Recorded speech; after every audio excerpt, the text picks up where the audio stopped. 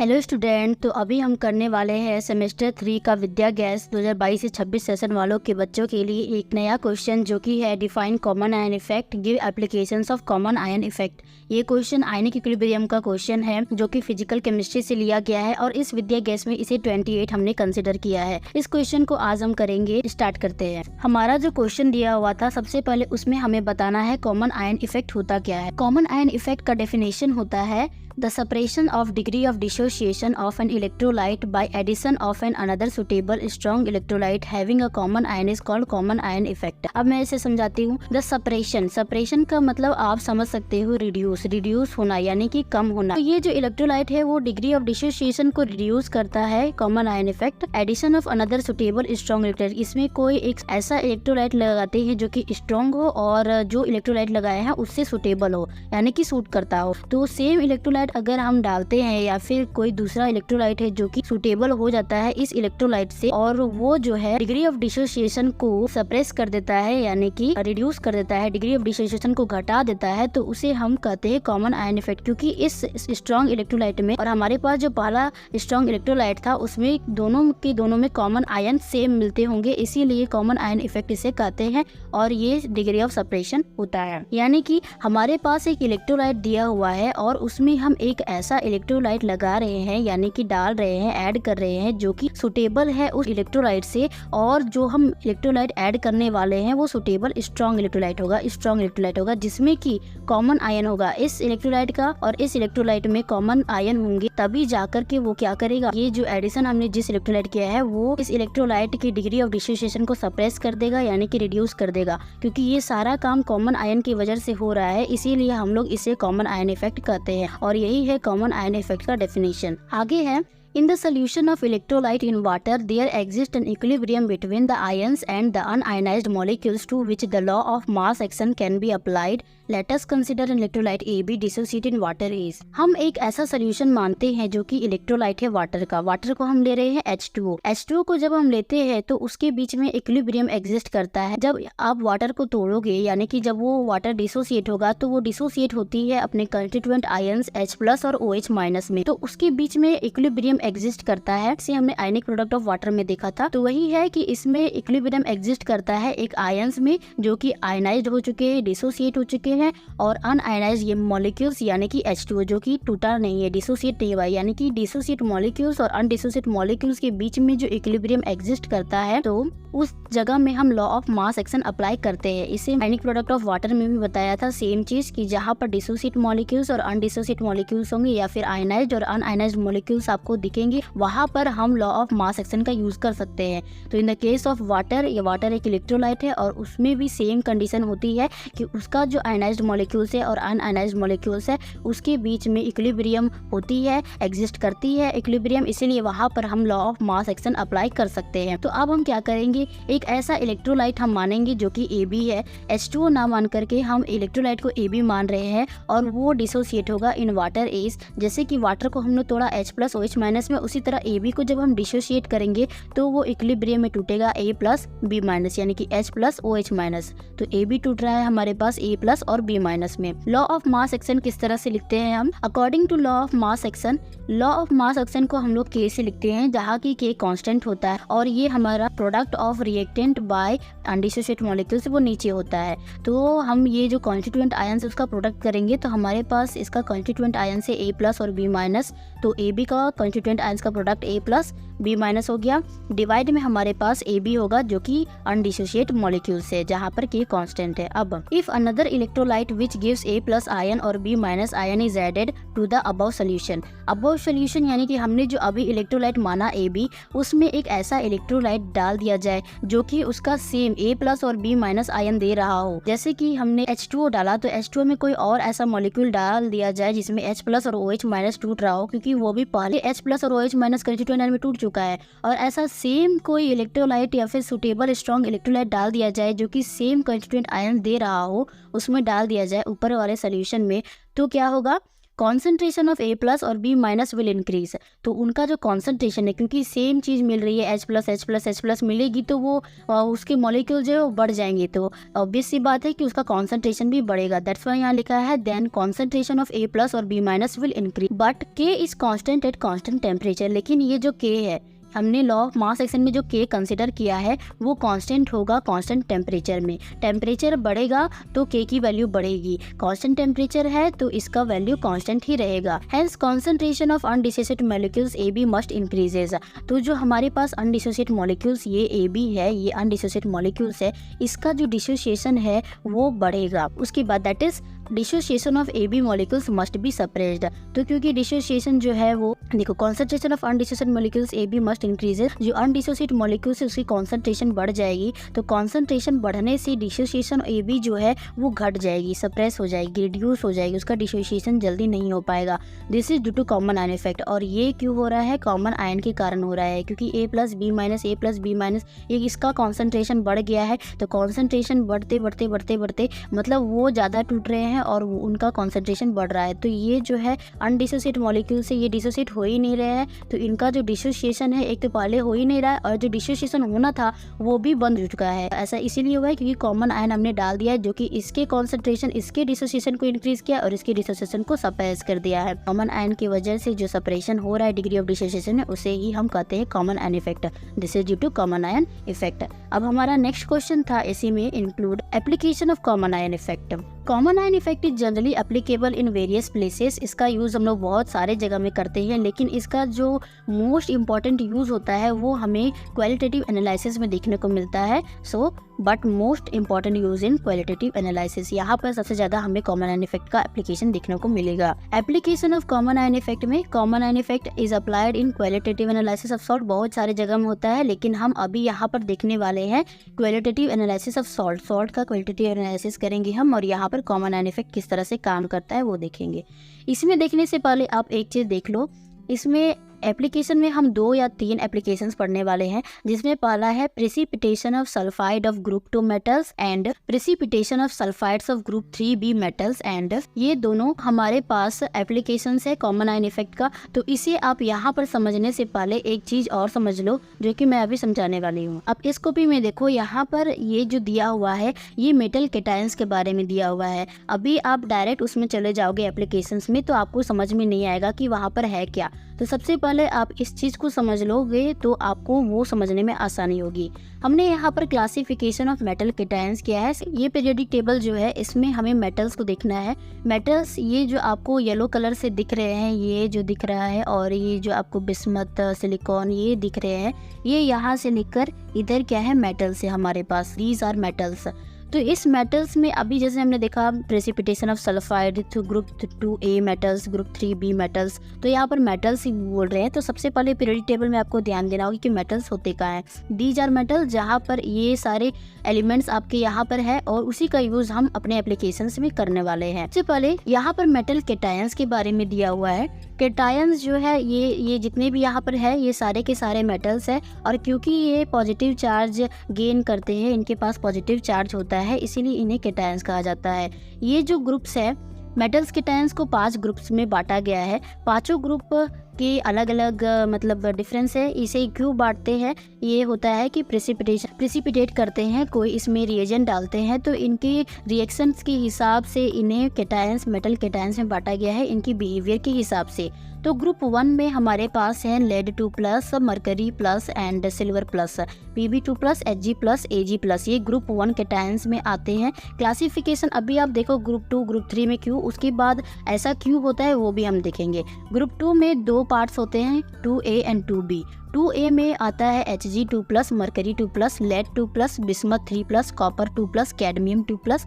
और group 2b में हमारे पास है आर्सेनिक 3+, सॉरी ये 2 बार हो चुका है, एंटीमनी 3+, एंटीमनी 5+, उसके बाद टिन 2+, टिन 4+, SN है, इसके मैं नाम से भूल रही हूँ, AS3+, Sb3+, Sb5+, SN2+, SN4+। उसी तरह ग्रुप 3 में आता है CO2+, Ni2+, nickel 2+, Fe2+, Fe3+, Cr3+, Al3+, Zn2+, Mn2+, Mn7+। Manganese है, Mn ये मैंगनीज है, निकेल है, आयरन है, क्रोमियम है, एल्यूमिनियम है, जिंक है और ये कोबाल्ट है।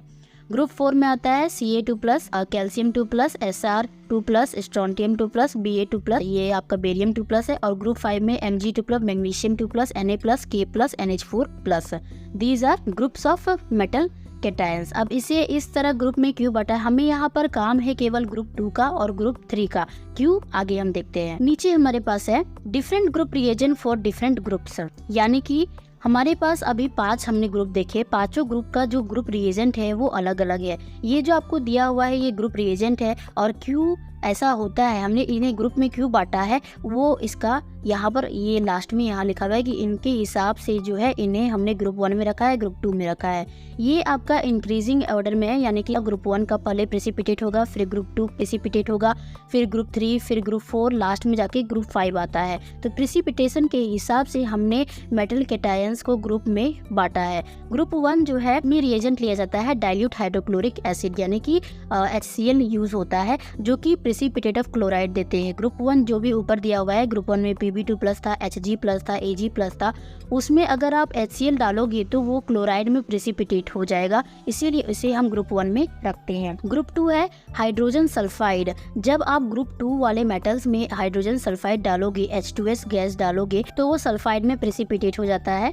ग्रुप 3 में जितने भी मेटल्स थे, मेटल्स कैटायंस थे, अमोनियम सल्फाइड सोल्यूशन जब उसमें डाला जाता है तो वो भी सल्फाइड में ही प्रेसिपिटेट होता है, लेकिन वो थोड़ा देरी से होता है, इसीलिए वो मेटल्स जो है कैटायन मेटल्स है उसे हमने ग्रुप 3 में रखा है। यानी कि इधर से इधर आपका इंक्रीजिंग ऑर्डर में, पहले ग्रुप 1, फिर ग्रुप 2, फिर ग्रुप 3, फिर ग्रुप 4। ग्रुप 4 में जब हम NH3 को जब हम डालते हैं न्यूट्रल और एल्कलाइन मीडियम में, तो वो कार्बोनेट में प्रेसिपिटेट होता है, और इसी के हिसाब से हमने मेटल कैटायंस को ग्रुप में बांटा है कि जब हम ये डालते हैं, ये रिएजेंट्स का जब हम यूज़ करते हैं तो उनका प्रेसिपिटेशन इनके फॉर्म में होता है, और इनके फॉर्म में होने की वजह से उनका जो से पहले कौन प्रेसिपिटेट हो रहा है, सबसे लेट से कौन प्रेसिपिटेट हो रहा है, उसके हिसाब से उन्हें हमने क्लासीफाई किया, उन्हें हमने ग्रुप में डाला है। तो आई होप आपको समझ में आया होगा, ये लिस्ट आप देख लो। उसके बाद हम आगे बढ़ते हैं अपने कॉपी की ओर। कॉमन आयन इफेक्ट का जो एप्लीकेशन है सबसे ज़्यादा यूज होता है क्वालिटेटिव एनालिसिस में। सबसे पहला एप्लीकेशन है precipitation of sulphide of group 2 metals.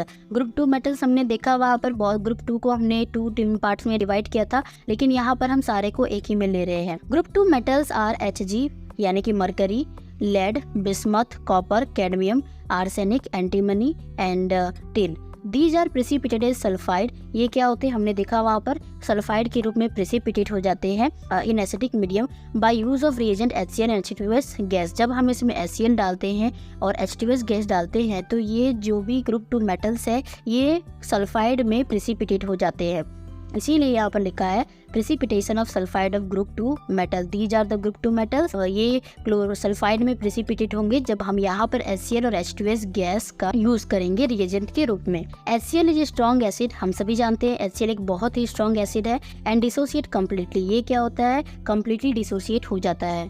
To give excess of hydrogen ion and hydroxonium ion, यानी ये दोनों सेम होता है, एक्सेस ऑफ हाइड्रोजन आयन कहो या फिर हाइड्रोक्सोनियम आयन कहो। जब आप HCl को यहाँ पर डालते हो तो ये कम्प्लीटली डिसोसिएट होगा और ये आगे जाकर के हमें बहुत ज़्यादा हाइड्रोजन आयन देने वाला है, यानी कि H3O+ हाइड्रोक्सोनियम आयन देने वाला है।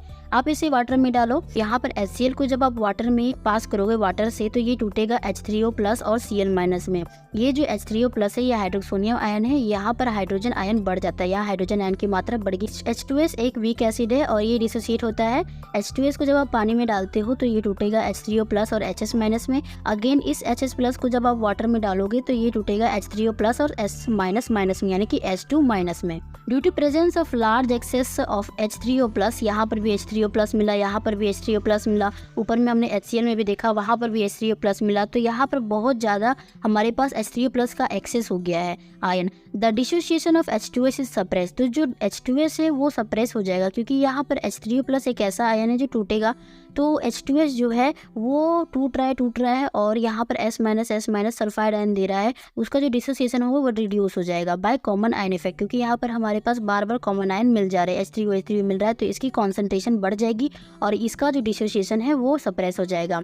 Under this condition the concentration of sulphide ion is at such low value. वही हमने कहा कि जब इसकी कॉन्सेंट्रेशन बढ़ेगी तो ये जो सल्फाइड आयन हमें मिल रहा है उसका कॉन्सेंट्रेशन घट जाएगा। That the solubility product of only group 2 metals exist and their sulphide are precipitated. तो इस कंडीशन में जब सल्फाइड आयन का कॉन्सेंट्रेशन घट गया तो वहाँ पर हमारे पास केवल और केवल ग्रुप 2 बचेगा, ग्रुप 2 मेटल्स बचेगा और उसकी सॉल्युबिलिटी प्रोडक्ट हमें देखने को मिलेगी, यानी कि वही सॉल्यूबल होगा और ये जो सल्फाइड आयन है ये हमें प्रेसिपिटेट के रूप में मिल जाएगी, यानी कि नीचे प्रेसिपिटेट मतलब समझ रही हो, अलग हो जाएगी, बैठ जाएगी नीचे अपनी सतह पर बैठ जाएगी, उसे हम प्रेसिपिटेट कहते हैं। ठीक है, completely leaving the sulphides of metals of group 3b and others. ये क्या करेगा, सल्फाइड जो है वो प्रेसिपिटेट के रूप में मिलेगा ग्रुप 3b मेटल्स में भी, और बाकी सारे जो हमने पीछे देखा, जो टेबल हमने वहाँ पर देखा, वहाँ पर ग्रुप 3b में भी सल्फाइड मिल रहा था और अदर जो है उसमें भी सल्फाइड मिलेगा। तो यहाँ पर सल्फाइड कंप्लीटली लीव हो जाता है, पूरे की पूरा तरह छोड़ देता है। हमने देखा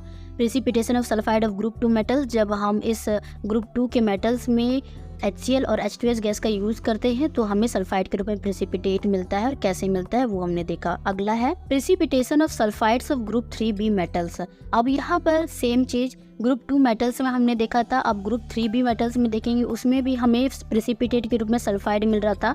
सो स्टार्ट करते हैं। Group 3b metals are nickel, cobalt, manganese and zinc, और बहुत सारे होते हैं लेकिन यहाँ पर 4 का नाम दिया हुआ है।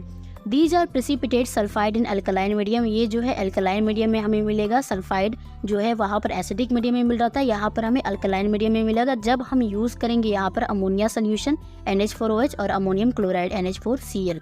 तो अब ये डिसोसिएट होंगे NH4Cl और NH4OH। NH4Cl को जब आप डिसोसिएट करोगे तो हमारे पास आता है NH4+ और Cl-।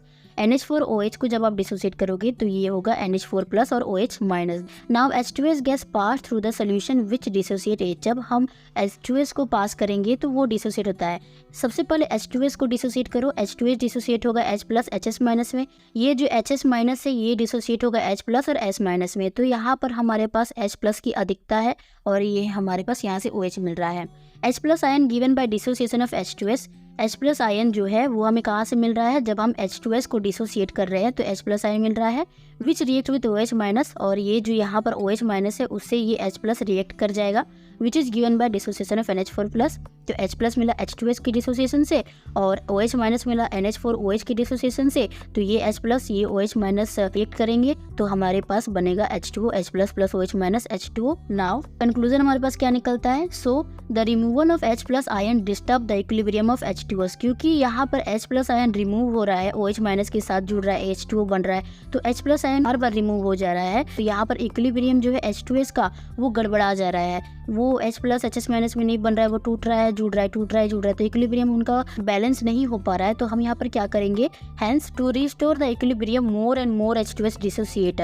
तो अपने इक्विलिब्रियम को रिटेन करने के लिए, रीगेन करने के लिए वो ज़्यादा से ज़्यादा H2S का यूज़ करेंगे, ज़्यादा से ज़्यादा H2S को डिसोसिएट करेंगे। तो क्योंकि H2S को डिसोसिएट करेंगे तो हमारे पास क्या होगा, कॉन्सेंट्रेशन ऑफ सल्फाइड जो है वो इंक्रीज कर जाएगी। ये S- हमें बार बार मिल रहा है, तो उसी तरह बार बार टूटेगा ये H2S, तो S- जो है सल्फाइड आयन है उसका कॉन्सेंट्रेशन बढ़ जाएगा और sulphide ion and precipitate as sulphide of metals, और कॉन्सेंट्रेशन बढ़ने से सल्फाइड जो है वो मेटल के रूप में प्रेसिपिटेट होकर हमें नीचे मिल जाएगी, क्योंकि ये डिसोसिएट होना अब बंद कर देगी। ठीक है, ये हमारे पास था ग्रुप 3b मेटल्स का प्रेसिपिटेशन, जो कि हमारे बुक में 2 ही दिया हुआ है, लेकिन तीसरा हमारे पास है precipitation of hydroxide of group 3a metals. Group 3a metals में हमारे पास आता है आयरन, एल्यूमिनियम एंड क्रोमियम, बहुत सारे हैं लेकिन यहाँ पर 3 ही हैं। These are precipitated as in alkaline medium by the reagent ammonium hydroxide NH4OH and ammonium chloride NH4Cl। जो हमने पीछे यूज़ किया था वही सेम चीज़ है, बस यहाँ पर हमें क्या मिल रहा है, ये जो प्रेसिपिटेट यहाँ एक चीज़ होगा, यहाँ पर हाइड्रोक्साइड होगा। ठीक है, यहाँ पर हाइड्रोक्साइड होगा, हाइड्रोक्साइड में टूटता है जब यहाँ पर हम अमोनियम हाइड्रोक्साइड और अमोनियम क्लोराइड का यूज़ करते हैं, और जिस तरह से हमने पीछे तोड़ा था अमोनियम क्लोराइड अमोनियम हाइड्रोक्साइड को आयनाइज किया था, इस रूप में ये टूटेगा और हमारे पास ये जब इनका यूज़ किया जाएगा तो ये हाइड्रोक्साइड आयन में प्रेसिपिटेट हो जाएगा। तो ये रहा तीनों का तीनों एप्लीकेशंस कॉमन आयन इफेक्ट का। आई होप आपको समझ में आया होगा। रिवीजन कर लेते हैं। पहले तो हमने देखा कॉमन आयन इफेक्ट होता क्या है, उसका डेफिनेशन क्या होता है। जब डिग्री ऑफ डिसोसिएशन किसी अदर इलेक्ट्रोलाइट की एडिशन से सप्रेस हो जाता है तो उसे हम कॉमन आयन इफेक्ट कहते हैं, क्योंकि वो कॉमन आयन की वजह से होता है। उसके बाद हमने उसका थोड़ा सा ब्रीफ फॉर्म में देखा कि ब्रीफ में उसे क्या हम कर सकते हैं, कैसे उसे डिफाइन कर सकते हैं। तो लॉ ऑफ मास एक्शन कहाँ अप्लाई होता है, उसे किस तरह से लिखते हैं, और हम कॉमन आयन इफेक्ट की एक एग्जांपल भी यहाँ पर देख सकते हैं। फिर हमने एप्लीकेशन देखा, एप्लीकेशन में 2 एप्लीकेशन देखे, 3 एप्लीकेशन देखे। फर्स्ट एप्लीकेशन में सल्फाइड आयन देखा, सल्फाइड आयन को किस तरह से प्रेसिपिटेट किया। सेकेंड में भी किस तरह से, दोनों के दोनों में हमने सल्फाइड आयन को प्रेसिपिटेट किया है। सबसे पहला ग्रुप 2 में हमने HCl और H2S का यूज़ करके प्रेसिपिटेट किया सल्फाइड्स को, और ग्रुप 3B मेटल्स में हमने NH4OH यानी कि अमोनियम सोल्यूशन और अमोनियम क्लोराइड, अमोनियम हाइड्रोक्साइड और अमोनियम क्लोराइड का यूज़ करके हमने सल्फाइड को प्रेसिपिटेट किया। और थर्ड में भी सेम चीज़ को प्रेसिपिटेट किया, बस यहाँ पर मीडियम अलग है और प्रेसिपिटेशन का ये जो टाइप है सल्फाइड्स वो अलग है। हमने एक चार्ट देखा जहाँ पर ग्रुप 1 कैटायन मेटल्स क्या होता है, ग्रुप 2 कैटायन मेटल को हमने 5 भाग में बांटा, वो किस तरह से उसको बांटा जाता है और किस तरह से उनके रिएजेंट्स क्या होते हैं, उनके प्रेसिपिटेट क्या होते हैं, वो आपको जानना जरूरी था। तभी जाके आप ये समझोगे। वहाँ पर 2+3+ ये जो था, आप इलेक्ट्रॉनिक कॉन्फ़िगरेशन करोगे तो आपको मिल जाएगा।